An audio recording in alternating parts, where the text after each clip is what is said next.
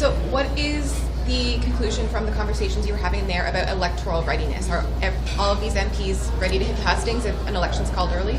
Well, the good news is a lot of our MPs are already there. I'm ready if an election was to be held tomorrow.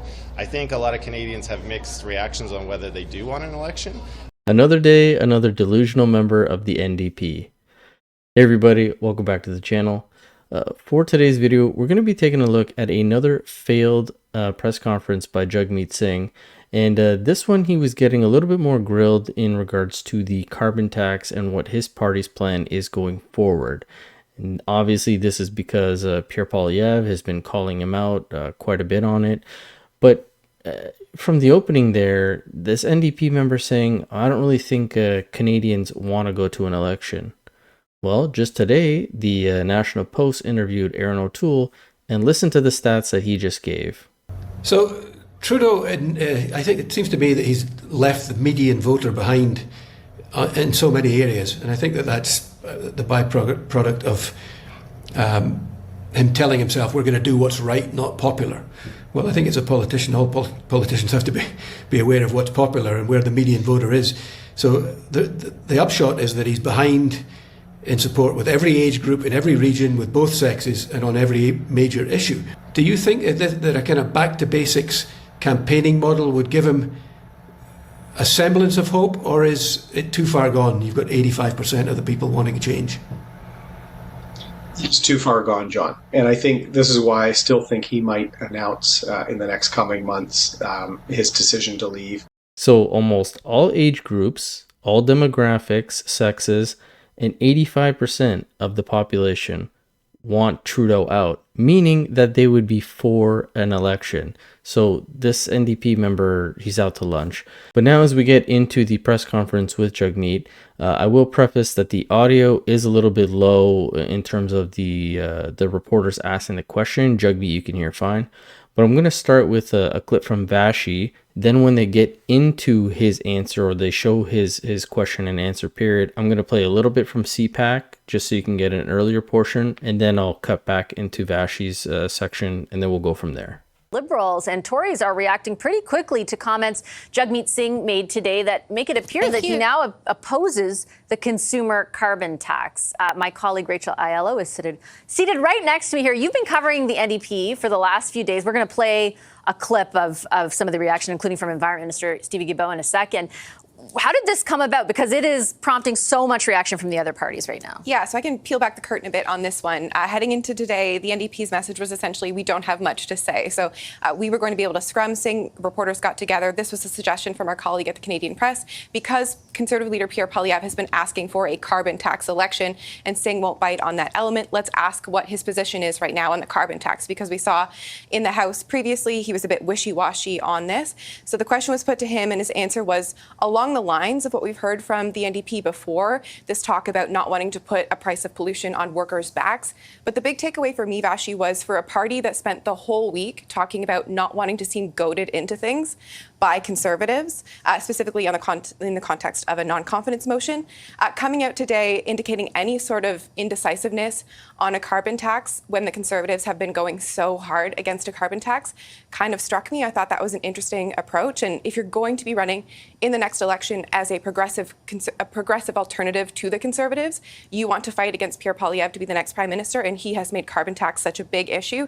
The NDP need to have a strong plan and a strong message, and what we heard today was not that. It's coming soon, just like the Conservatives' plan. Let me play for you and our audience both exactly what Jagmeet Singh said, and then right after Mr. Singh, we'll play the clip from Stephen Guilbeault, the Federal Minister of Environment, who posted a video online. He wanted to react so much. Hi, Pierre Poilievre wants a carbon tax election because he's running on scrapping the consumer carbon price. Can you state clearly what your party's position is? If you form government, what would you do to the consumer carbon tax? Well, let's also be clear about Pierre Poilievre's position. He wants to have free reign for big polluters to pollute as much as they want. His plan is to say there should be no penalty if a company pollutes into the river or to the water or to the air in their communities. So that's his plan. He wants big polluters to do whatever they want. No rules for them. Now, Jagmeet, why are you lying? This actually is a talking point that you've said multiple times. But what we're concerned about is that Pierre Poilievre has absolutely no plan. He thinks it's okay to dump toxic waste into rivers. He wants big polluters to do whatever they want. He wants no rules for big polluters. That is a serious problem. I've heard that from Canadians. I also think that Pierre Poilievre has spent a lot of time making it very clear that Pierre Poilievre's approach to have no climate plan, and really his plan is to let big polluters dump toxic waste into our rivers without any regulation. That's what's going to happen. Pollute our air, pollute the land. I think that is absolutely wrong. And that's only a few times that he said this, but it can be proven wrong. As you can see here, Canada's Conservatives to end toxic raw sewage dumps in the waterways. This is a blurb talking about the Environment Minister at the time, Catherine McKinnon, allowed the city of Montreal to dump 8 billion liters of raw sewage into the St. Lawrence River in 2017 alone. You have this article from the Globe and Mail, or Global News, from 2019. Conservatives pledged to stop the release of raw sewage into the waterways. That same year, we have Andrew Scheer, when he was campaigning as a leader of the Conservatives, coming out with this video and saying this. But, people come to British Columbia from all over Canada, from all over the world, to enjoy our forests, the rivers you have here, our ocean coastlines. And part of our environmental plan that I am so proud of, that I'm so excited to implement as government, is to finally put an end to dumping raw sewage into our rivers, lakes,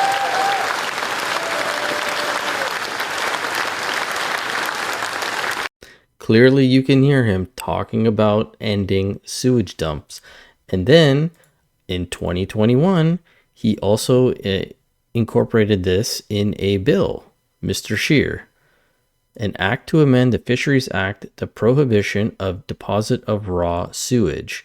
Now, unfortunately, this bill was voted down by the Liberals and the NDP, which you can actually see here if you go to the history of the votes. Yeses, 120, that was the Conservatives. Noes was everybody else. So this never actually got passed, even though the Conservatives pushed forward for this. So for Jagmeet to constantly be trying to use these talking points makes absolutely no sense. But now as we move back to Vashti's coverage of Jagmeet's terrible press conference, after he finishes his little spiel, you're going to hear the reporter say, well, are you going to give the consumer a carbon tax? And just listen to his terrible response. We want to see an approach to fighting the climate crisis where it doesn't put the burden on the backs of working people, where big polluters have to pay their fair share, they have to pay the price of their pollution, but it shouldn't be on working people's shoulders. And so we've been working on a plan, and we'll be releasing our plan, our vision for how we can do that in a stronger way in the coming months. Would the plan include a consumer carbon tax? We'll let you know when the plan is ready, and we'll let you know more details about it. Now, this is the response this guy gave 5 months ago, back in April, when questioned about this. So for the consumer price specifically, though, do you want to get rid of it? Do you want to pause it? Do you want to stop the hikes? Like, what are you proposing here? For our full plan, we're going to release that plan, and we're going to present that to Canadians. So we don't have our full plan laid out, but we have some elements, the principles of our plan. So he's over here grandstanding, saying that big corporations should be the one dealing with this. It shouldn't be on the working people. But then questioned about if it should be on consumers, he says, well, we're still coming up with that. 5 months later, you still haven't come out with a clear answer if you are or aren't. It's kind of hypocritical for you to say working people shouldn't do it, shouldn't have it, but then not say that they're not going to have it. It just doesn't make sense. And this is something that Guilbeault calls him out on as well. True leadership is often shown when the going gets tough. The reason I came into politics is to fight climate change, which is why I was so disappointed to see Jagmeet Singh's NDP cave to Pierre Poilievre and the Conservative misinformation and disinformation campaign on carbon pricing. Putting a price on pollution is the best way to reduce emissions. Jagmeet Singh and the NDP know that more than 200 economists have said that it was the best measure that we can put in place to fight climate change. It's interesting. It's like almost the first time the Liberals have had some good news on this file. Like, I think from their perspective, and let me know what you think, like they're able in this instance to carve out strategically some ground on the progressive side on an issue that's incredibly important to their voters and NDP voters. Well, and we saw that reaction today from New Democrat voters asking, I want my environment critic, my MP, Laura Collins, to explain this position. Can you clarify? And if the Liberals are able to open up the field and champion and find a message they can stick, being they are the only party who is going to strongly defend a carbon tax or a price on pollution, maybe that could be their way into shoring up some NDP voters. It's really interesting heading into the next sitting of Parliament because the Conservatives are going to make it clear they're going to put forward a motion of non-confidence. There have been other motions in the past on the carbon tax that the NDP have sided with the Conservatives on. So I wonder in their contemplations heading into next week if they're going to try to find a way to maneuver and at least angle them on it. Obviously, the reaction today from the Conservatives was, let's not buy this. This is another example of the NDP saying one thing and acting another way, pointing to all the other times New Democrats voted against their motions against the carbon tax in the House. And she is not wrong because the Conservatives and Pierre jumped all over this as soon as I think Jagmeet finished this press conference. Either they had this locked and loaded or they whipped it up really quick. But they showed what a hypocrite Jagmeet has been, saying that workers and people shouldn't be dealing with this, yet constantly voted no when the Conservatives pushed forward to get rid of the carbon tax. And this was the video that they put out.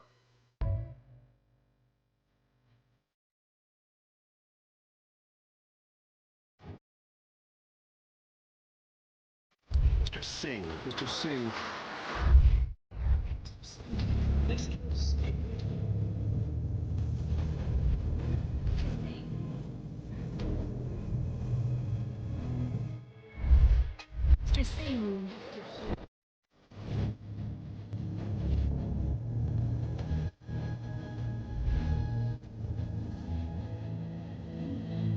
I don't want a scenario where working people are put in that really uncomfortable and unfair position where they have to choose between their livelihood, like do I make my bills, do I put food on the table, or do I care about fighting the climate crisis?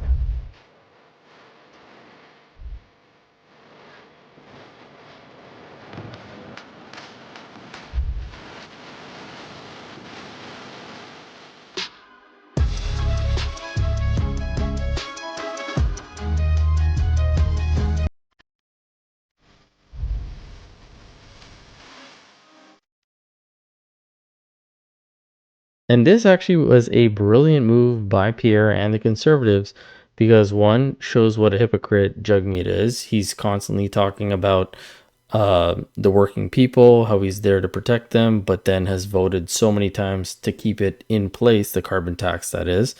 And it discredits him a lot because he's always talking about grocery prices and keeping things affordable for people.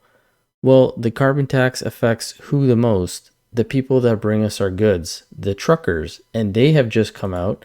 The Canadian Truckers Alliance has come out with a report, and it states the Canadian truckers would like the parties to address 3 major proposals over the next few months. End the carbon tax. In 2024, the carbon tax will add just under $2 billion in annual trucking costs in Canada.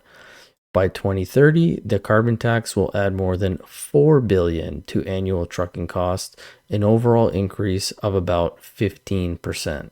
And over the 12-year tax phase-in, the tax will cost the trucking industry more than $26 billion. And guess who that gets passed on to? Us, the consumers, because everything that's brought into Canada, whether it's by port or by train, eventually has to go on a truck to get to its destination, whether that's a grocery store, a superstore, a Walmart, whatever. Wherever you buy, shop, get things, that all has to come on through a truck. And if those guys are getting charged up the yin-yang for fuel, diesel, all that stuff, you better believe that it's going to get passed on to us to offset that. But with all that being said, that's why this move is so brilliant by Pierre and the Conservatives, because it discredits the NDP and Jagmeet in particular even more as a potential opponent, a worthy opponent, I should say, versus the Conservatives. As Jagmeet keeps trying to say, the Liberals are so weak, we're the only ones who can stand against the Conservatives. But they're not. They're clearly in the same bed. We're going to see that as they continuously try to push this non-confidence vote, especially as we head back to the House of Commons come Monday. And it'll be very interesting to see Pierre now attacking Jagmeet a little bit more, as well as Trudeau, because as Tom Mulcair said today, this is where Pierre dominates.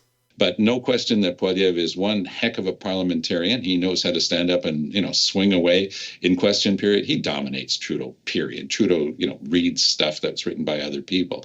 So Poilievre's going to keep, ahead of steam. And I think the Liberals are going to continue to have trouble until Mr. Trudeau accepts the inevitable, that he's either going to lose badly to the Conservatives or he could ask somebody else to maybe move in and have a much better chance of taking them on. Respectfully, I'd have to disagree with Tom at the end there. I don't think any other Liberal could take Trudeau's place and get the Liberals out of where they're at, or even with this potential Mark Carney rumor. Just can't get rid of that deficit, I don't think. And I believe the Conservatives just reached an all-time high in terms of their polling, so there's also that. But as always, this is just my opinion. I'd love to hear from you guys, so let me know in the comment section below what you thought about all this. Don't forget to hit the subscribe button. And as always, I hope you guys enjoy your weekend, and I'll catch you guys on the next one. Thanks so much.